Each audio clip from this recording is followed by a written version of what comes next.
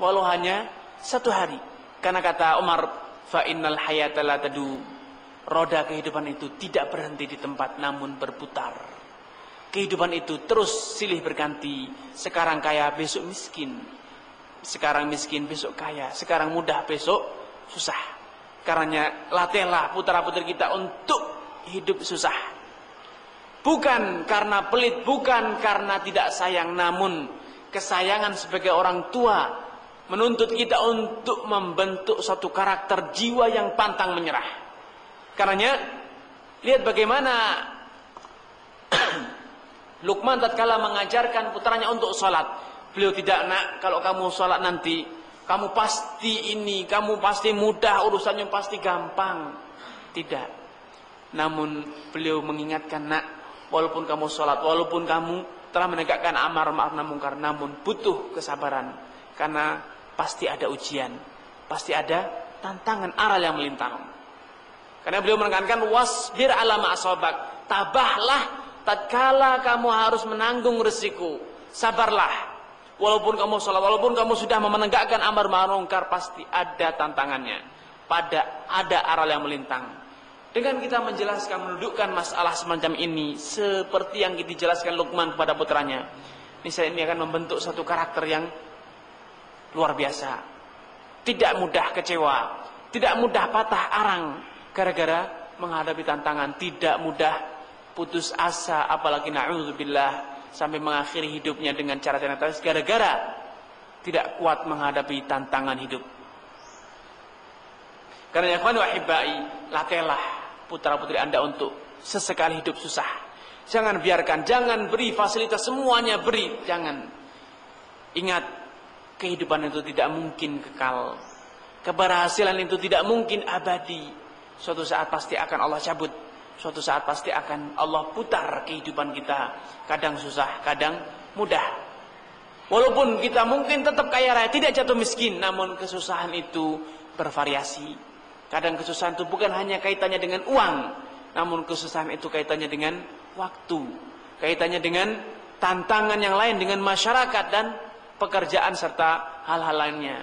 Karenanya biasakan taqasyaf yauman, seperti petuah Umar bin Khattab, taqasyaf yauman fa innal hayata la tadu. Ini sebagai semboyan orang tua tatkala mendidik anak-anaknya. Biasakan, latihlah anak kita untuk hidup susah. Karena kehidupan itu tidak mungkin abadi kekal.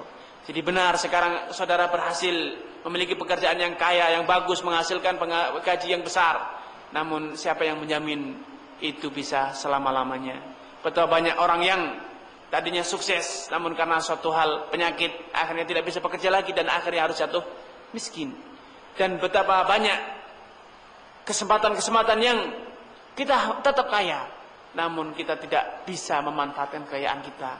Misalnya kita punya kaya raya, fasilitas mewah, rumah bagus, AC masya Allah, namun apa daya kalau listrik mati, genset rusak, mau tidak mau harus hidup susah.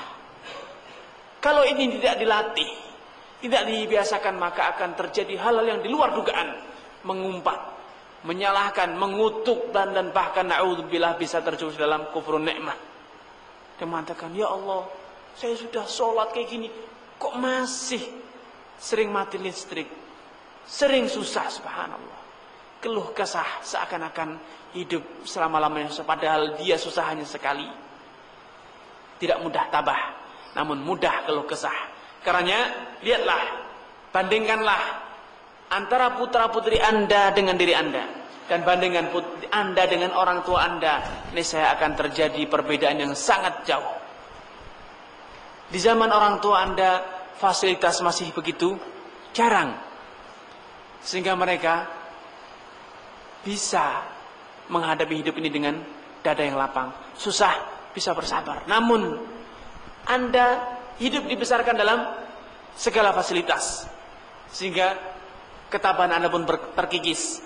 Putra-putri Anda ternyata fasilitas yang Anda berikan melebihi fasilitas yang diberikan oleh orang tua Anda kepada Anda, sehingga apapun permasalahannya Anda hadapi pasti segera mengeluh, pasti mudah untuk putus asa, pasti mudah untuk patah arang.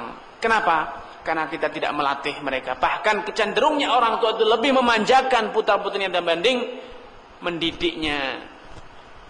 Banyak orang tua menduga bahwa cerminan kasih sayang itu adalah fasilitas. Tatkala seluruh fasilitas dipenuhi, yang penting nak kamu sekolah saja, udah pikir satu saja, sekolah saja kamu pikir. Subhanallah, padahal dunia ini bukan hanya sekolah. Dunia ada urusan makan minum, dunia ini ada urusan pakaian, dunia ini ada kebersihan, dunia ini ada interaksi dengan masyarakat. Namun kalau kita katakan, udah kamu pikir sekolah, tidak usah mikir yang lain-lain, ini menjadikan jiwa anak kita menjadi jiwa yang kerdil. Sehingga tatkala telat makan, subhanallah seakan-akan tidak pernah makan, tidak diberi makan setelah sekian lama, sebulan dan lama atau setahun. Na'udzubillah. Padahal hanya karena telat makan sendiri sudah paniknya sedemikian rupa. Ada misalnya pakaian kotor sedikit saja, subhanallah tidak bisa dia mencuci. Kenapa? Karena selama ini kita biasakan semuanya pembantu, semuanya fasilitas. Sehingga bila ada kondisi tertentu, keluh kesahnya ini bagian kiamat telah tiba. Ini semuanya adalah salah asuh yang dilakukan oleh orang tua. Karenanya latihlah, sadarkanlah, biasakanlah kepada anak kita bahwa hidup ini adalah tantangan. Hidup ini cobaan dan hidup ini tidak kekal dalam satu kondisi. Ikhwani wa hibbai, di antara poin yang perlu kita tekankan dalam tarbiyatul aulad, mendidik anak kita, adalah kepandaian dalam bermasyarakat. Rasulullah SAW sebagaimana diriwayatkan dalam hadis Jabir telah bersabda, al-mu'minu ya'laf wa yu'laf wa la khaira fi man la ya'laf wa la yu'laf wa khairun nasi anfa'uhum linnas. Rawahu Tabrani. Rasulullah menegaskan, al-mu'minu ya'laf, seorang mukmin itu mudah akrab dengan orang lain. Wa yu'laf, dan mudah diakrabi oleh orang lain. Wala khaira fi man la ya'laf wa la yu'laf, dan tidak ada manfaatnya, tidak ada gunanya orang yang tidak mudah akrab dan orang yang sulit untuk diakrabi. Ada orang yang ingin bergaul namun peranginya buruk, sehingga tidak ada orang yang bisa akrab dengannya. Sebagaimana dia juga tidak bisa akrab dengan orang lain. Kenapa? Tutur katanya tidak bisa mudah diterima oleh orang. Perbuatannya juga tidak bisa mudah diterima oleh orang. Sehingga dia tidak segera bisa akrab dengan orang lain, dan orang lain pun tidak mau untuk akrab dengan dirinya. Bahkan Rasulullah menekankan, wa khairun nas anfa'uhum linnas. Sebaik-baik orang adalah orang yang paling banyak menguntungkan orang lain. Paling banyak menguntungkan orang lain.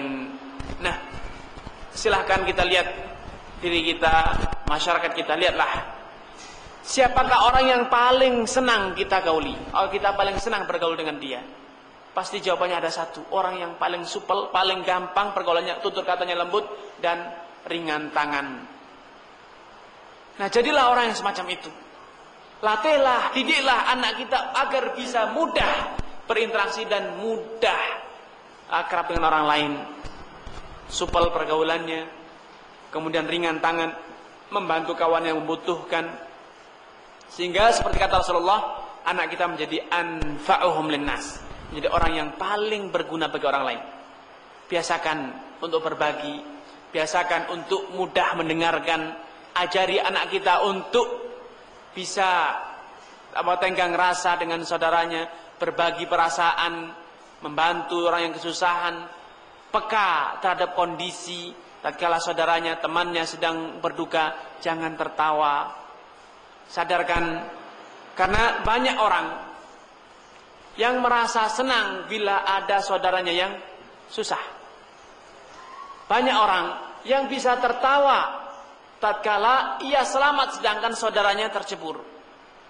Ia malah tertawa terbahak-bahak di saat saudaranya tercebur ke dalam got dan dia berhasil selamat. Wah, kamu sih bodoh, dia tertawa terbahak-bahak.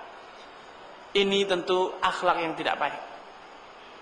Namun cerminan orang yang baik adalah orang yang berguna bagi orang lain, orang yang mudah akrab dan gampang dijadikan sebagai sahabat yang akrab. Karenanya, ikhwan wa ahibbai, latihlah anak-anak kita, putra-putri kita bagaimana etika bergaul yang baik, bertutur kata yang baik. Kalau main di tetangga, ajarkan bagaimana etika bermain di rumah tetangga. Bila bermain dengan menggunakan main saudaranya, teman, bagaimana etika menggunakan mainan milik orang lain. Ajarkan, itu mainan orang harus dirawat, tidak boleh kasar, tidak boleh merusak. Banyak anak-anak ini, putra-putri kita kadangkala memperlakukan permainan temannya itu bagikan milik sendiri. Sehingga asal banting, asal patahkan, asal copot, asal rusak. Tentu ini akhlak yang tidak baik. Memperlakukan orang seperti ini tentu tidak baik. Ajarkan, biasakan anak kita, nak kalau main, walaupun anak kita latih di rumah untuk kreatif. Copot sana, copot sini agar bisa masang lagi, membuat formasi baru. Itu memang kreatif kalau di rumah. Namun kalau di rumah orang tentu ini tidak santun, tentu ini tidak baik. Anda bisa bayangkan kalau di rumah dia punya radio misalnya, dia ambil obeng kemudian dia bongkar sendiri. Bagi Anda mungkin toleransi, oh anak ini kreatif. Rasa ingin tahunya tinggi. Ini menumbuhkan kreativitas. Namun Anda bisa bayangkan, andai radio orang yang dia ambil obengnya kemudian dia copotin satu persatu. Tentu ini tidak baik. Karena ya ikhwan wa ahibbai, latihlah anak kita untuk bisa membedakan di mana dia berada. Peka terhadap kondisi, peka terhadap suasana. Di mana ya seperti kata orang yang supel. Kalau dia di rumah sendiri, dia bisa berlaku seperti tuan rumah. Memaafkan. Ada barang rusak milik, ada tamu yang merusakkan, oh tidak apa-apa, karena dia sebagai pemilik, dia memaafkan. Namun jangan lakukan hal yang serupa dengan orang lain. Jangan senantiasa posisikan diri sebagai pemilik. Karena tatkala Anda memosisikan diri sebagai pemilik terus menerus, maka yang terjadi adalah egois. Barang milik orang diperlakukan seperti milik sendiri. Namun sebagai seorang pemilik bisa memaafkan, bisa memberi, bisa berbagi. Tatkala apa? Itu di rumah sendiri. Tatkala itu adalah barang milik kita sendiri. Namun kala itu bala milik orang, maka tumbuhkan kesadaran bahwa tentu orang lain itu tidak suka kalau barangnya dirusak, diperlakukan seperti milik sendiri. Ini perlu kita tumbuhkan kesadaran pada putra-putri kita. Al-mu'minu ya'laf wa yu'laf. Mukmin itu, seorang mukmin itu adalah supel, bisa segera akrab dengan orang lain dan mudah untuk diakrabi. Kenapa? Dia pandai memposisikan dirinya sendiri. Bisa sebagai pemilik dan bisa sebagai peminjam. Sebagai peminjam seperti pemilik, tentu tidak akan ada orang yang sudi berteman dengan anak kita. Tentu orang akan khawatir kalau harus berteman dengan anak kita. Kenapa? Orang sayang dengan permainannya. Kalau sudah terpegang oleh fulan, pasti akan copot-copot semuanya. Kenapa? Permainan orang lain diperlakukan seperti permainan sendiri. Ini perlu kita tumbuhkan pada diri anak kita. Kemudian di antara hal yang menjadikan anak kita nanti bisa mudah supel, mudah bergaul, mudah bermasyarakat, ialah kita ajarkan etika berkomunikasi yang baik. Bagaimana kita ajari anak kita menjadi pendengar yang baik dan menjadi pembicara yang baik. Karena Luqman tatkala berpesan kepada putranya, beliau mengatakan, wala tusair khaddaka linnasi wala tamshi fil ardi maraha. Wahai nak, janganlah engkau tusair khaddak, menengadahkan pipimu tatkala orang berbicara kepadamu atau tatkala engkau berbicara dengan orang. Etika komunikasi. Anda bisa bayangkan tatkala ada orang sedang berbicara dengan Anda, kemudian dia mengatakan berpaling seperti ini, tidak memberikan wajahnya namun memberikan menyampingi Anda. Tentu ini akhlak yang tidak baik. Ini cerminan dari adanya keangkuhan, kesombongan. Cerminan adanya tidak menghargai orang lain. Ini ditanamkan oleh Luqman sejak dini. Karenanya di antara etika seorang